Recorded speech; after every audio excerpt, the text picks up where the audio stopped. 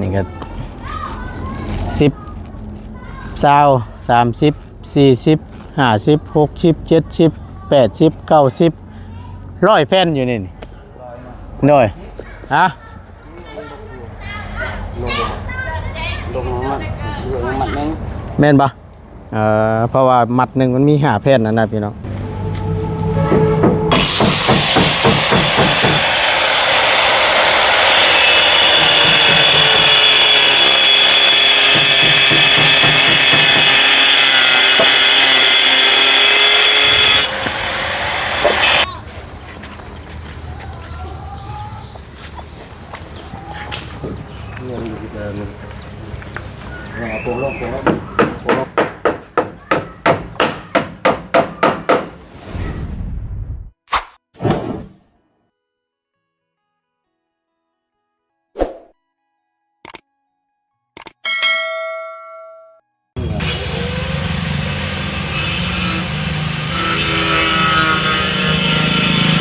มาพี่น้อง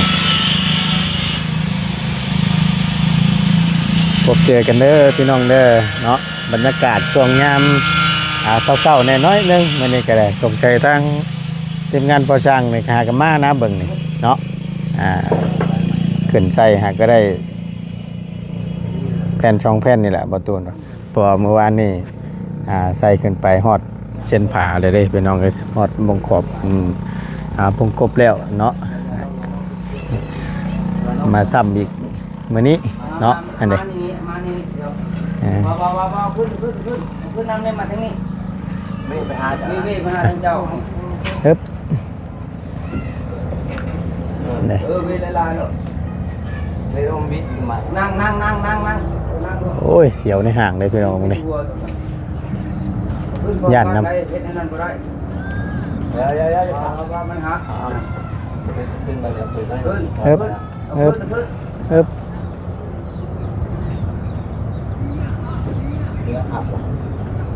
ลงมานอกกัน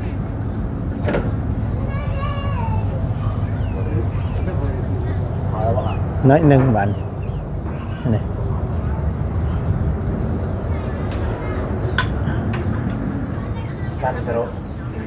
เอาแนบกักดีเราเห็นตอนนี้พี่น้องกราบทักทายสบายดีและสวัสดีFCบัตรสู่ทุกคนเด้อพี่น้องเด้อเนาะพบเจอกันกับบ่ตูนเนาะจากเข้ามา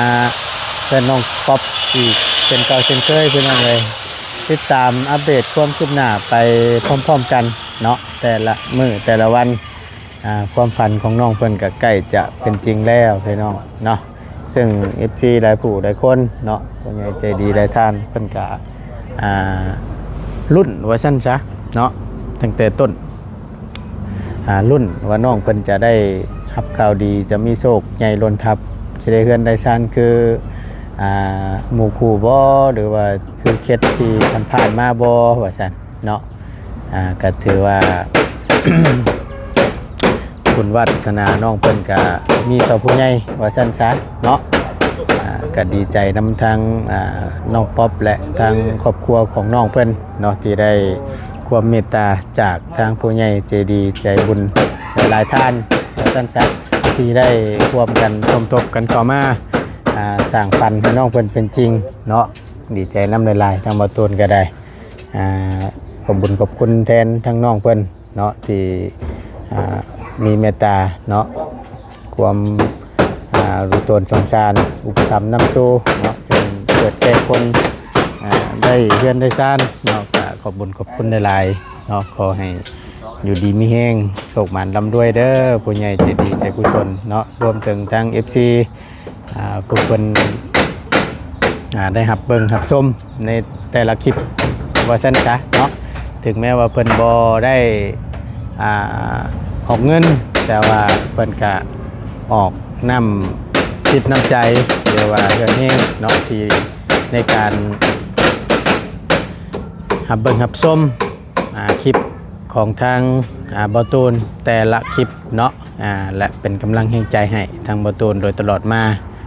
ขอบคุณหลายๆอยู่ดีมีแห้งเด้อเนาะโชคมันร่ำรวยมาพบเจอกันบัดนี้พี่น้องเอ้ยของเดือนเลขแหกมันว่าซั่นซะ ของวันที่1สิงหาเนาะเริ่มต้นคือว่าดำเนินการเพื่อนน้องเพิ่นนี่ก็ได้เวลานี่ก็ถือว่าได้ทิศปลายแล้วจักเนาะพี่น้องเนาะได้ทิศปลายละตามเบิ่งถือว่าจวดจัดอยู่ตั้งแต่เริ่มต้น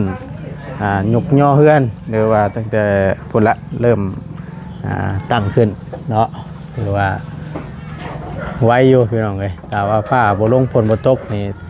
บ่ตูนว่าน่าจะจวดกูนี่เนาะถือว่าร่วมด้วยช่วยกันแบบว่าเอาใจใส่ในเวียกงานของทางทีมงานผู้สร้างเฮาเนาะก็ถือว่าโอเค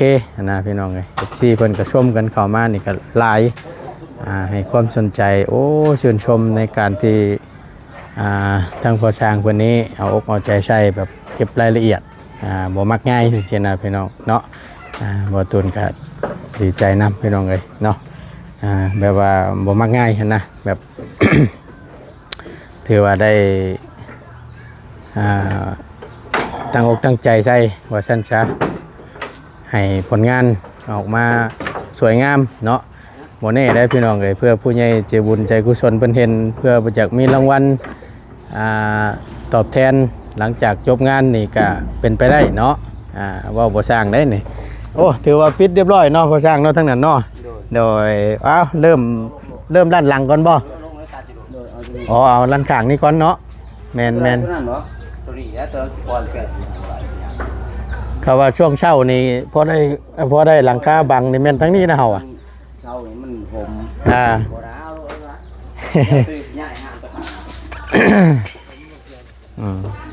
ผมไม่เกี่ยวหรอกผมเว้ยยังไม่แหลมต้องแห้งแห้งทางนี้ก้อนถือไม้มันเถิงมันง่ายบ่ไอ้ช่างก็บอกก้อนอยู่แล้วมันอยู่เถิงวัดมันไม่ได้ต้องบอกก้อนเถิงมันแอนยากยกชิวเอาชิวยกย่ออ้อมเอาได้บ่ชิวเล็กชิวสบายดีล่ะสบายดีเรียบคุณน้านลบถังพี่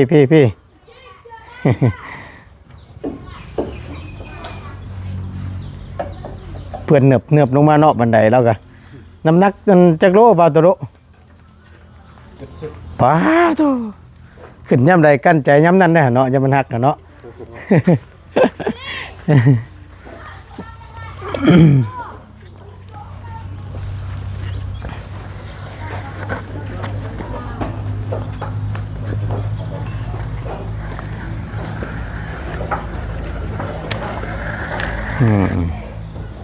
บัดไปจังมัดล่ะพ่อยังชี้หานี่บ่ประมาณ4 มัดบ่5 มัดนี่แหละ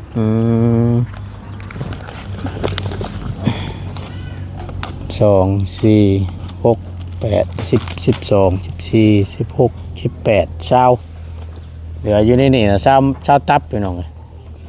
จังมัดฮะทั้งหมดจังมัดทั้งหมดนะที่บ่เสียงสั่งมานั่นบ่เท่าไรก็พี่น้องเอ้ยบ่ตุนก็ลืมเลยก็ตือว่าหลายเติบอยู่ไดนั่น105แม่นแต่หากว่าพ่อนี่บ่พอดอกเนาะตุนเนาะเฮาเบิ่งนี่ได้ แต่ก็ขึ้นเบิ่งน้ำกันนั่นแหละเนาะว่ามันจะ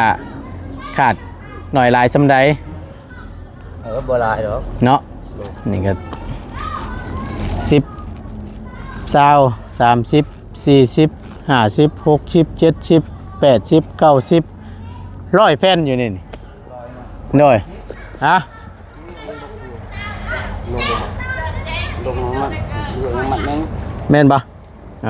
เพราะว่ามัดหนึ่งมันมี5 แผ่นนะพี่น้องจังแม่น3 เมตร 90 3 เมตร 90บ่ถึงพุ่นบ่เกียนน้อยนึงเนาะ3 เมตร 90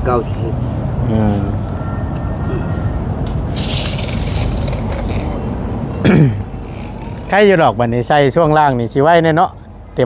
มไปเลยแล้วก็สิมายากแน่น้อยนึงก็แม่น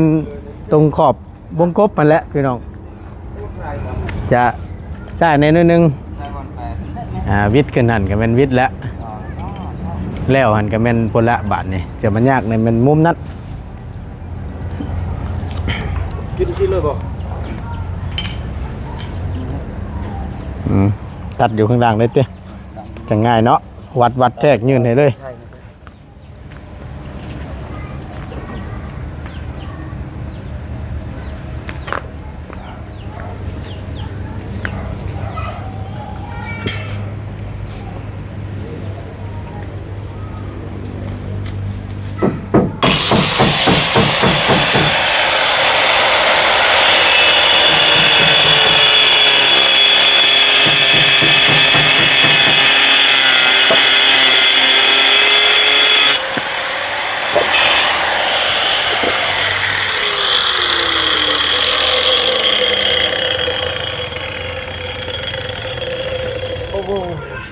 วางลั่นเนี่ยอ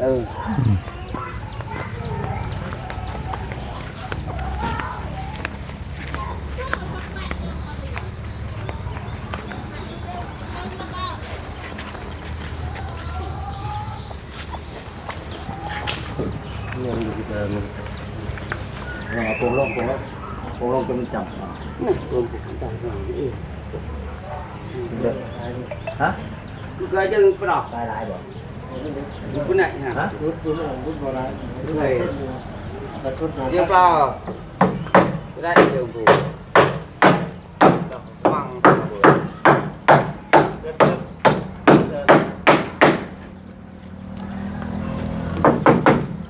ยืมเลยคอยืมอ้าวคอกระแจรถไปให้ซองยาสูบ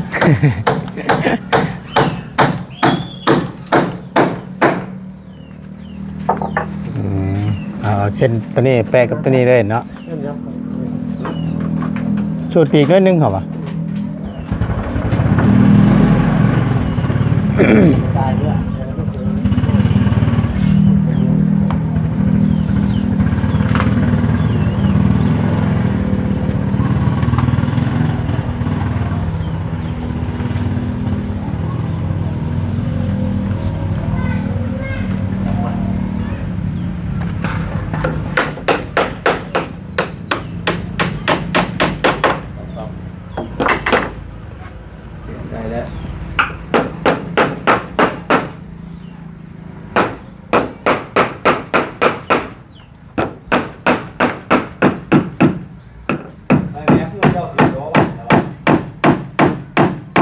นะปกติจะเป็นยังไง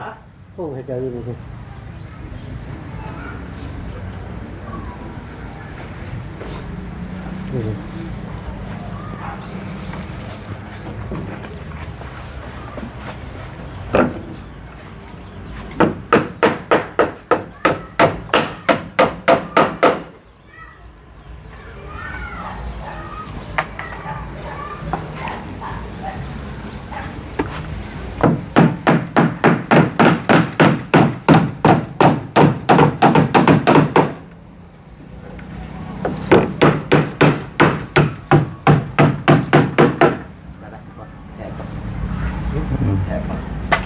ถือว่าได้มาขึ้นด้านดังก่อนพี่น้องเนาะมาอันนี้ก็สิไว้อยู่ดอกบาทนี่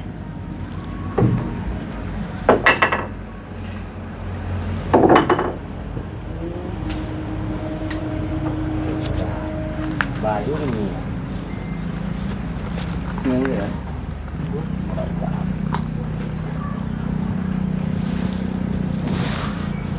2 เมตร1 เซนแต่เอาหนู2 เมตร1 เซนเท่านั้นบาทมันเตยเบิดเหรอ เตยดอกโผ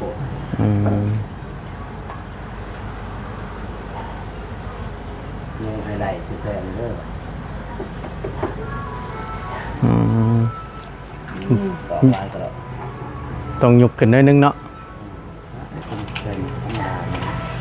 สอกลายเลย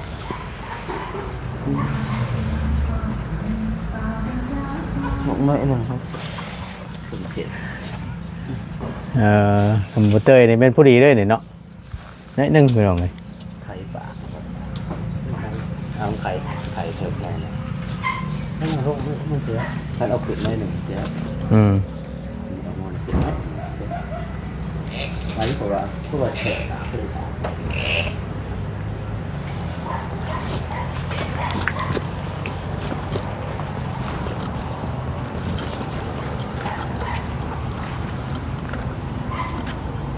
ไปย่างเพิ่งมีตีดิชิดึงจับชิดึงขึ้นมาตัดดึงรถที่ตัดอะไรตัดเจยด้วยนั่นนะฮะที่ตัดเจยนั่นตัดล้นบวกเอานะ บ่ได้ฉากเพิ่นน้อยหนึง ตัดโต๊ะเจ้าน่ะได้แล้วตัดแต่เอาจับอ่ะคือแม่ก่อนไปเอาจับตัว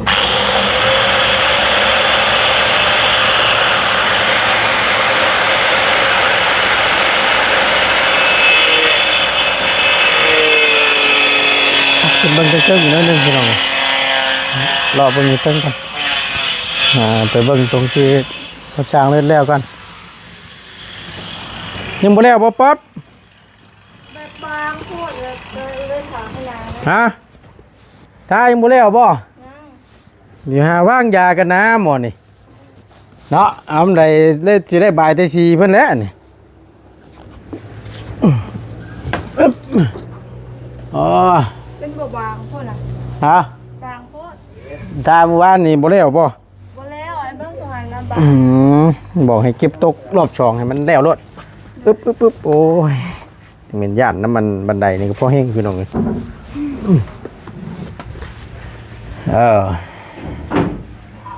เอากระคักได้ยังให้มันติดไม่ผ่าเชล่าเจ้าได้ แน่นอนแล้ว มันติดแน่นอน กับหวยมันติดแล้วบ่ จะ ค่อย ได้ไร ก็คอยถ้าหม่องใกล้ไม่ผ่าเชล่าเนี่ยก็คอยรูปเมาส์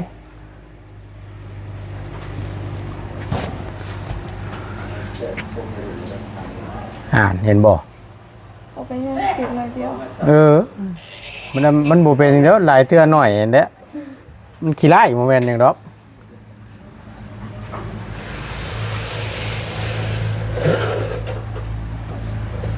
งานสีเป็นงานละเอียดเฮ็ดมางามสีมาทาอันนี้นี่ติดหนึงเนี่ยขี้ไล่บ่เทื่อนอันนี้ใช้แต่แปลงน้อยเด้สาที่ให้ซื้อมันน่ะ มันหน่อยพวก ฮะ หน่อยพวก โอ้ยน้อยนี่คือความหมายให้ท่าตรงขอบอันนี้มันนี่เด้มองใดมันใกล้ๆแม่พาเชล่าเขาก็เอาตัวน้อยแปลงน้อยใส่รูปคอยรูปไปนั่นแหละมวยมันติดแม่พาเชล่าเจ้าหน่อย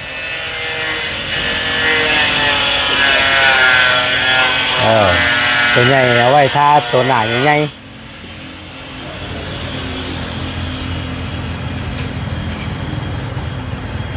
เอาคักได้เด้อที่ได้งามขึ้นโยมเจ้าและบัด อย่าดีแล้ว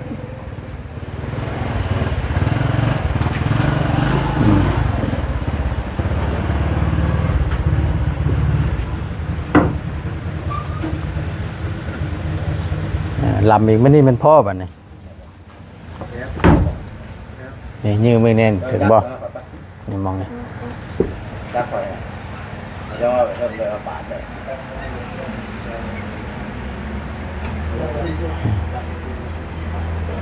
คำว่าสีขาวไปติดเนี่ยโอ้ยแน่เบิ่งคือขี้นกนี่แหละอันนี้บลังบลาวด้วยเลย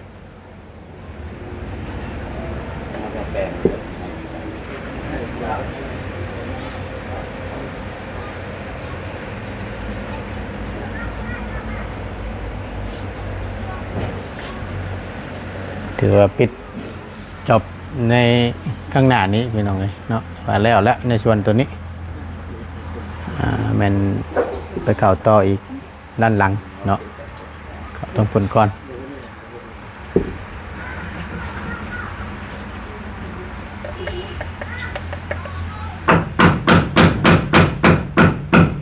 กับระวังนี่แหละมันย่อยแต่ตัวแป้นเจ้าแน่เด้อมันฉิบขี้ไล่โมเมนต์หนึ่งเนาะ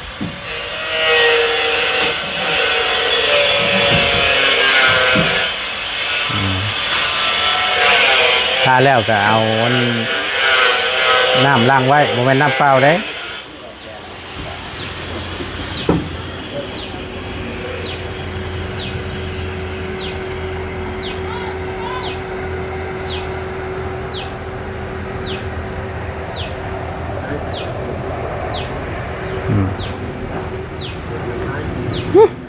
กินเป็นเนาะ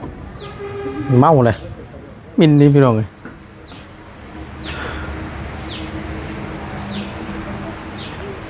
นี่ไว้ในตะโลนี่ช่วงแล้วตั้งให้มันกูเตียตั้งไว้อยู่นะบ่ดีเกี่ยวหัวมึงเบิ่งน้ำไปแล้วมันเป็นอันนั้นตลอดเลยมันตั้งฉากมันเจอมันไปเลยผมไปเอาเชยต่าง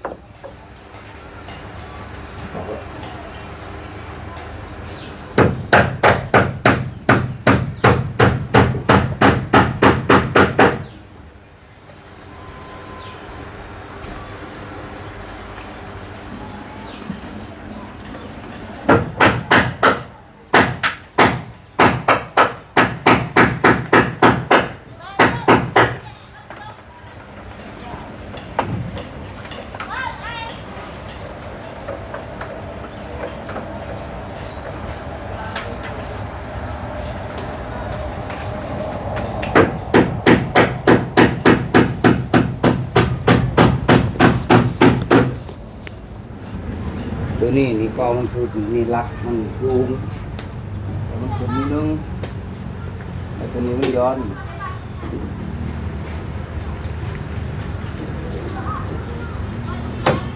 จับเป็นเตียง ย้อนตัวนี้ย้อนตรงย้อนตัวนี้นี่ตัวนี้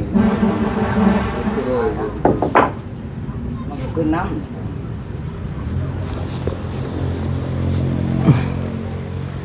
ใช่แล้วแบบ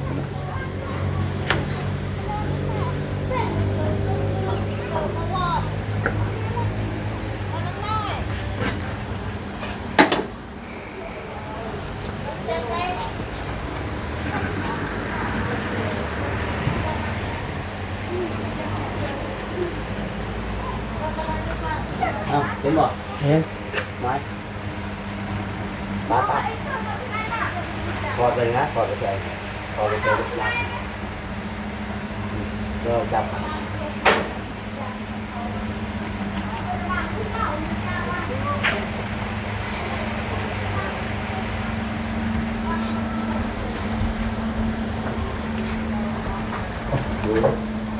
กินเพิ่นเตี้ย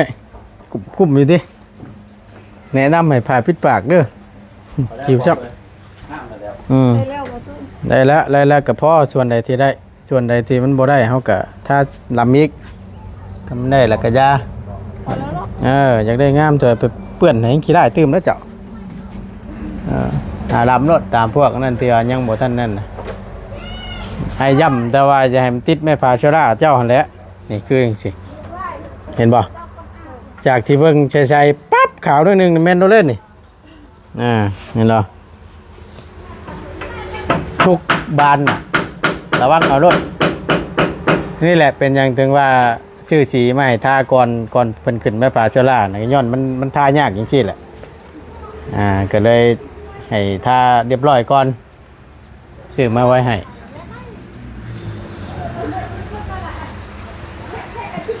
เอาเก็บรายละเอียดด้วยฉันเด้อโอเคเด้อ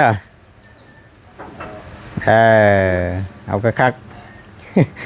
ถอดหายใจนี่แต่เหนื่อยนำเด้เอาสบายดีเด้อน้องเด้อจบคลิปก่อนโ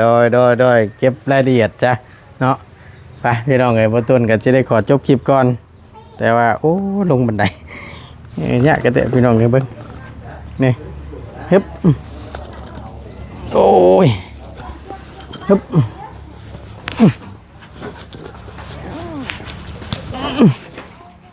ฮึบ